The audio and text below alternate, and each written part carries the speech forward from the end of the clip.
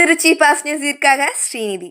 கல்லூரி மாணவர்களுக்கான சுகாதாரம், உடல் மற்றும் மனநலம் பற்றிய விழிப்புணர்வு கருத்தரங்கு திருச்சி செயின்ட் ஜோசப் கல்லூரியின் விரிவாக்கத்துறை ஷெப்பர்டு சார்பாக சுகாதாரம், உடல் மற்றும் மனநலம் பற்றிய விழிப்புணர்வு கருத்தரங்கு கல்லூரி வளாகத்தில் உள்ள KP ஜோசப் அரங்கில் நடைபெற்றது. இந்நிகழ்ச்சிக்கு முதல்வர் அருள்முனைவர் மரியதாஸ் சேசா தலைமையில் இணை முதல்வர் முனைவர் குமார், சமூகத்தோடு இணைந்து கல்வி மற்றும் சமூக பணியை செய்வதுதான் தங்களின் சமூக அறிவையும் சமுதாய வளர்ச்சியையும் திறம்பட மேம்படுத்தலாம் என்றும் தனது கல்லூரி நாட்களில் ஷெப்பர்டு சமூக பணி அனுபவங்களையும் எடுத்து கூறினார். விரிவாக்கத்துறையின் இயக்குனர் அருள்முனைவர் சகாயராஜ் சேசா தமது தொடக்க உரையில் மாணாக்கர்கள் தாங்கள் கற்றறிந்த அறிவை சேவை செய்யும் மக்களோடு பகிர்ந்து கொள்ள வேண்டும் என்றும், மாணவர்களின் சிந்தனையும் எண்ணங்களும் செயல்களும் கிராமத்தின் வளர்ச்சியுடன் இணைந்து இருக்க வேண்டும் என்றும் வலியுறுத்தினார். விரிவாக்கத்துறையின் முதுநிலை ஒருங்கிணைப்பாளர் திரு ஜெயச்சந்திரன், நிலையான வளர்ச்சி இலக்கு உலகில் உலகளாவிய நலவாழ்வுக்கான 17 இலக்குகளை சமுதாய பணிகளில் செயல்படுத்துவதன் மூலம் நாடு தன்னிறைவு பெறும் என்று விளக்கி கூறினார்.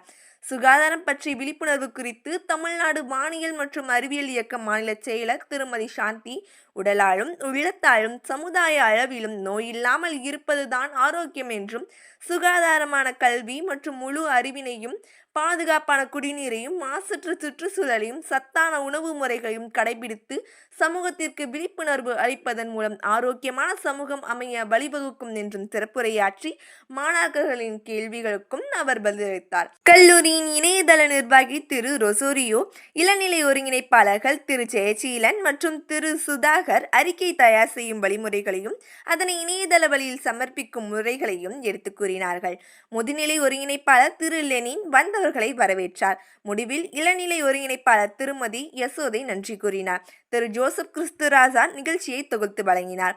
தொழில்நுட்ப உதவிகளை இளநிலை உதவியாளர் திரு அமலேஸ்வரன் செய்திருந்தார்.